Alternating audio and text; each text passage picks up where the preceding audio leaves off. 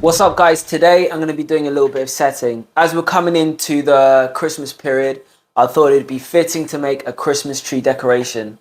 Now this is going to be a one-off. What I've done is taken two discs, I've domed either side, I've soldered it together, and I drilled holes all around the outside. And then I've cut stars into the majority of the holes, and the ones that I've left open I'm going to fill with different coloured stones. So come with me as I set this, and this is going to be a nice one.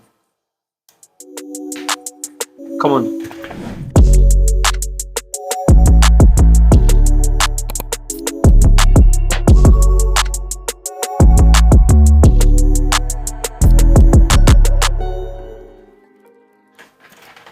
So first things first, I'm going to take my shellac, and what we're going to do is heat it up to a point where I can then fit this ball inside, and that's going to secure it in place as I begin to lift grains up and go back into the stars and make sure they're all sharp. I'm going to be heating this back up, taking it out, putting it back in as I'm moving around the Christmas ball. So right now this is rock hard. So that's like rock hard. So I'm heating it up gradually. You don't want to overheat it because obviously you can burn the shellac.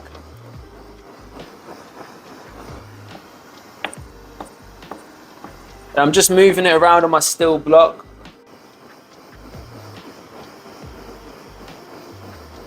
So as I'm hitting it with the flame, it's going to be melting up the surface of the shellac. So I want to keep it moving, And I want to try and heat up the shellac that's underneath, that's also still hard. So every time I heat it a little bit, I'm going to move it around on the steel block so I can get all the hard shellac underneath. So I'm gradually moving it up,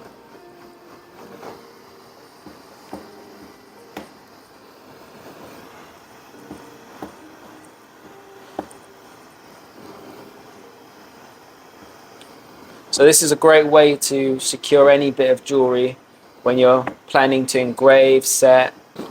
Okay, so what you'll notice is the top is really quite soft and everything around here is fairly hard, you know. So this soft bit is where we're going to put the Christmas ball inside. Now if I was to just put that on, it's not going to stick. So what I need to do now is just ever so slightly heat the ball up as well. Make sure you grab your tweezers. Oh, what I should mention as well, don't touch your shellac because you probably will burn your fingers. Don't touch it. Don't want to be responsible for you man getting blisters on your hands, you know. Okay, I'm just ever so slightly heating up the ball. Not much. Now, if you notice, now it's sticking.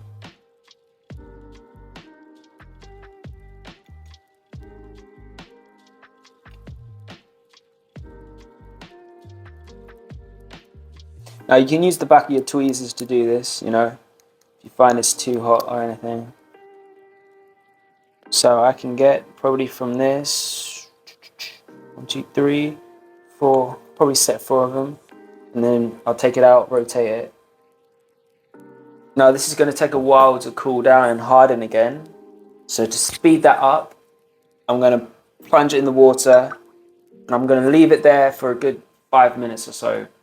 So I'll catch you in 5. Okay, here we go. It's been about 5 minutes. Now be careful you don't get any water on your tools when you're getting that out, because obviously, you know, it can cause them to rust. I think shellac's so useful. I alternate between shellac and thermolock. A lot of people tend to use thermolock because it's a little cleaner. It's more of a, it's more of like a plastic, but it's a different material. So some people prefer the old school way, some people prefer thermolock. But what I'd suggest is you guys get the two, try whichever one suits you and stick with it, you know. But I find it useful to be able to play with the two depending on the job that I do. So we have 1, 2, 3, 4 stone. We managed to expose 4 of the stone holes, so we've got 6 stones in total. So that's 2 more we need to do. I'll probably take this out about 3 times so I can get into all the stars and just crisp them up a little bit. But what I'm going to be doing next is opening the holes up to the stones. I'll be raising the grains or marking out the grains, and then I'm going to be laying the stones in, pushing the grains over, and then decide when it comes to the types of threads that I want, because the holes are so close to the stars, I'm going to decide whether I end up cutting a thread or whether I leave it all organic and natural, you know. And I may even add some extra little stones, maybe little diamonds in between the stones and the stars to add a little bit of an extra. But we'll decide once we get a little close to that point. So yeah, now to the graving machine.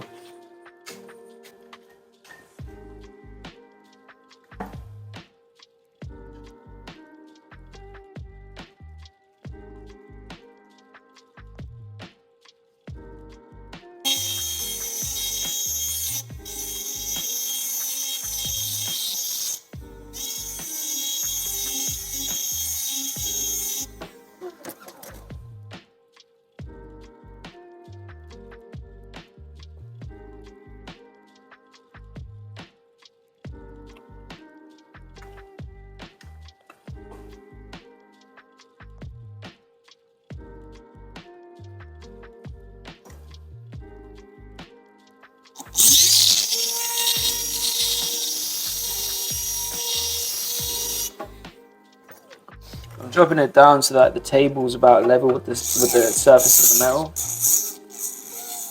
The table of the stone is the flat side, the top of the stone. So depending on obviously how high it is, it depends on how low you drop that stone down. You just want the girdle low enough so that there's plenty of metal above that side, so you can push metal over it. That's what's going to hold the stone in. So yeah, I'm going to use 3 grains to hold this stone in place. So right now I'm just marking my placement.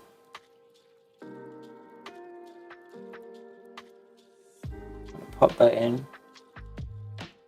Now some people would cut the grains before setting the stone and then push the grains over. But in this case, I'm going to put the stone in and then raise the grains. So I have a half round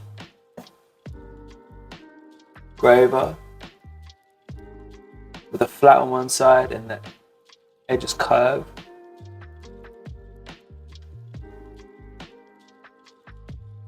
Make sure that table's flat.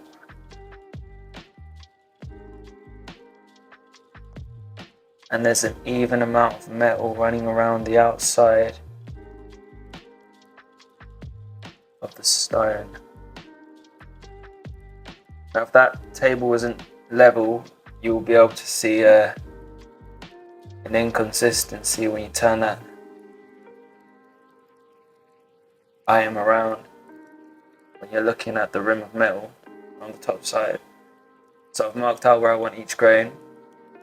So what I'm going to do is go from this edge, step back just a little bit. And what I'm doing is I'm pushing down at an angle to swell the metal.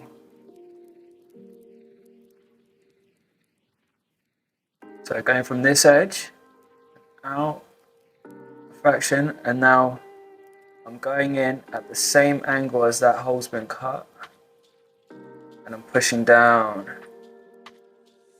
You see it swelling the metal over the stone, and that's just pinching it. I'll rotate this.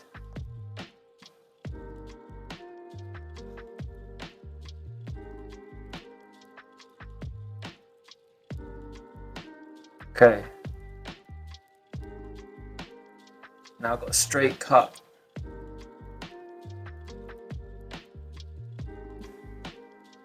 Three straight cuts. Now what I'm going to now do is I'm going to come in at the corner of each one of those cuts that I've just made, and I'm pinching in and flicking across.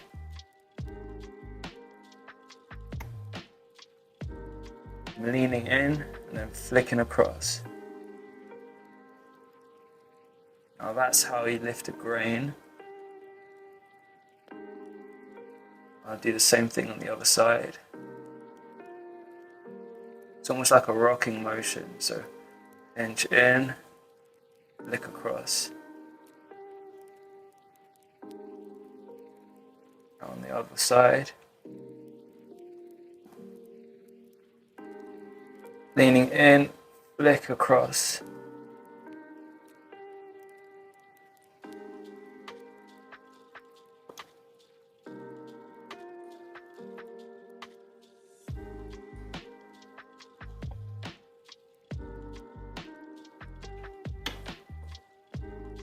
There you go.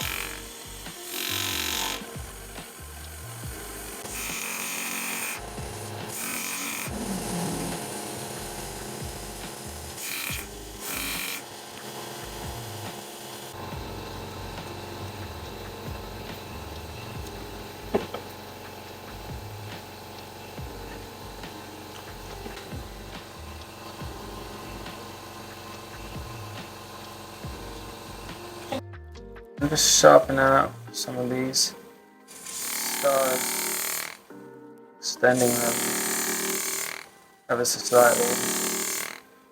Now I'm not going to worry about the bright cut though, because I'm going to be oxidizing.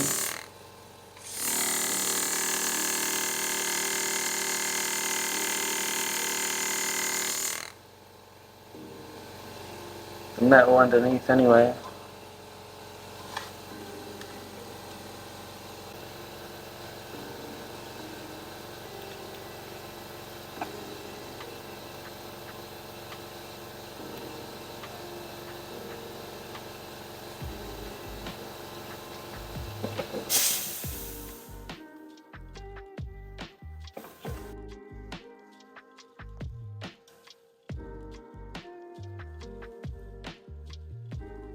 Okay, I was just removing like the burr because this all phrase isn't the sharpest, so it's leaving a little bit of a burr.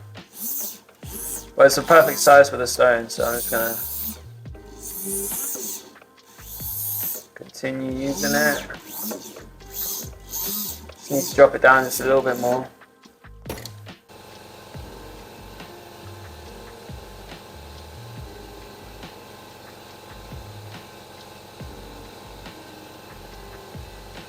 So that can go down just a little bit more.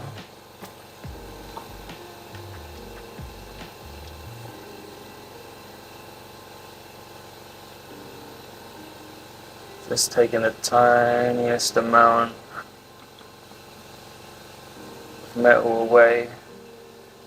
Just need the stone to drop down just a fraction.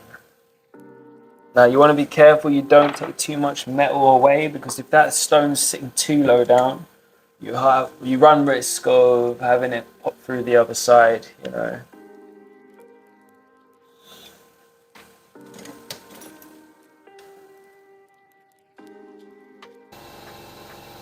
So with this I've got to be really careful where I raise the grain because it's so close to the other stars. But you know what, I'm going to show you guys a different way of raising grains. I think everyone has their sort of own way of doing it. There's no one right way of raising a grain. People tend to do whatever works for them, but I'll show you a different way of raising one. And obviously any other jewelers in the comments, you know, let me know if you can give me any tips or advice, or if you could advise anyone else as to how best to raise one that you know of.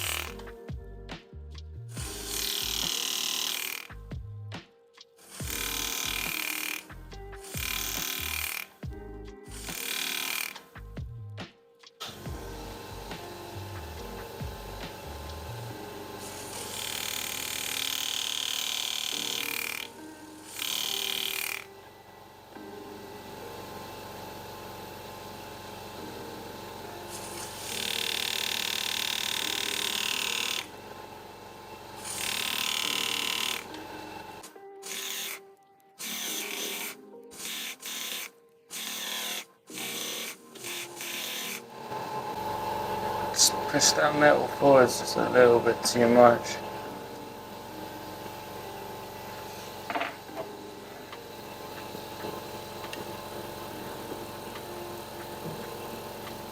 So you know what, I think I've just left my braver a little bit too wide. Or it's not sharp enough, one of the two.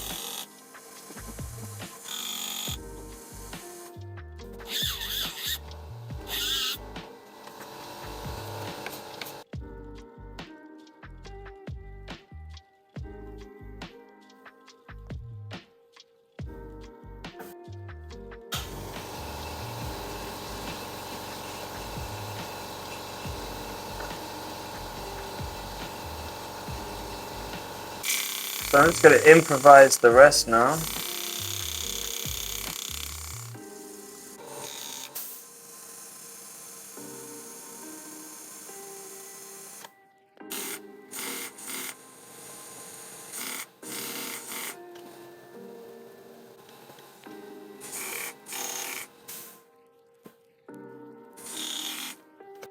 Okay, so now I've got these in. It's time to heat up the shellac again. You've got to be really careful about heating that up because you don't want to overheat the stones. So as we're gradually heating the ball up, I'm just pulling the shellac back.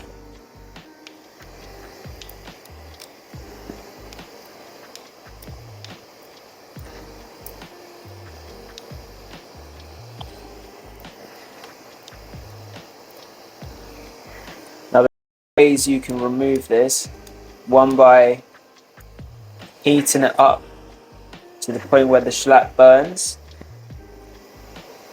or you can leave in some methylated spirits, which is the cleanest way of cleaning it up, you know.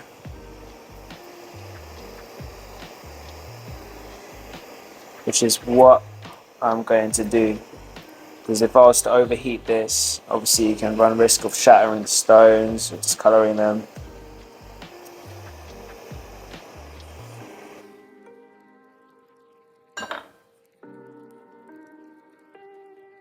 It's perfect. Right, off to the methylated spirits.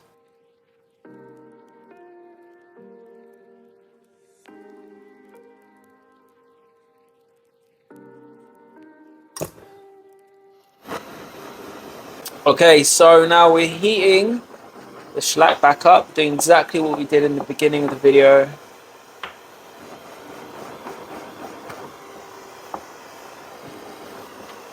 Heating up bit by bit, and then pushing the melted shellac back to the top, and we heat just below that. Continue it until it gets to the point where I've got a sufficient amount at the top. That's where I can put the ball back in and set the last two stones. So remember, just going to heat it slightly. That can fit right in there. Bosh. Slap it back in the water. I'm just going to let that cool down.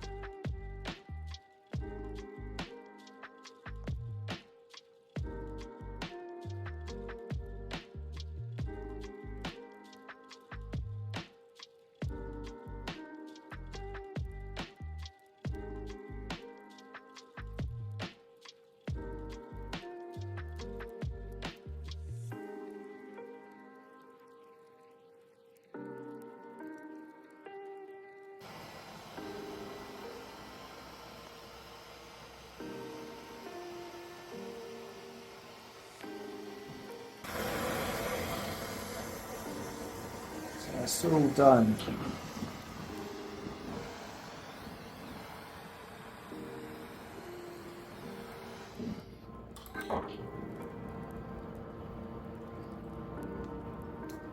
that's all the setting done.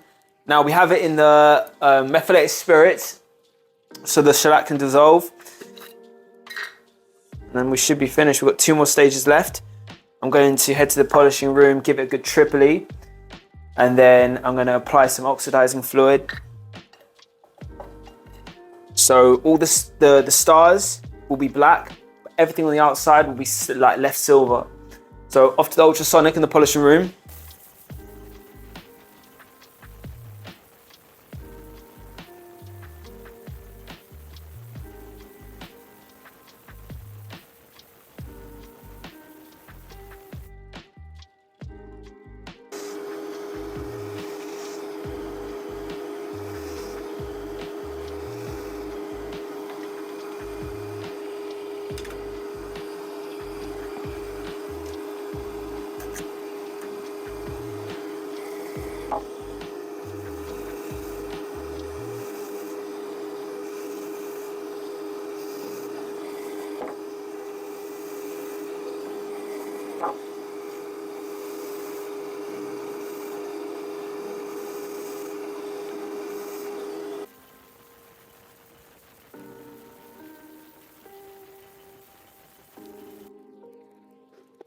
So this is oxidizing fluid. So all it does is speeds up the oxidizing process in the silver, and it leaves a real nice black finish. So that's what we're going to be keeping within the stars. And the little star settings we cut for the stones. So all the insides are going to pop like black. And the outside's going to be left with that silver finish. So I'm going to let that rest for a sec. Then I'm going to clean it off, and then I'll go over the surface with a bit of triply, and then we'll see the results.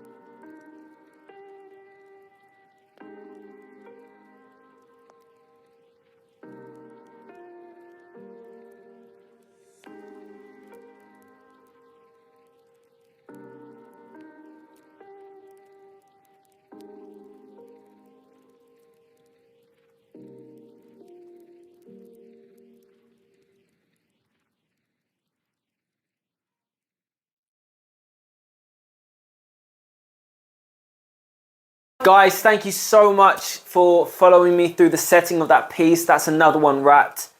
If you've got any advice that you'd like to share with us all, please write it down in the comments. I'd love to hear it. Yeah, that's another one finished, you know. Like, subscribe, don't forget to hit the bell notification, and I'll catch you all in the next video. Bye.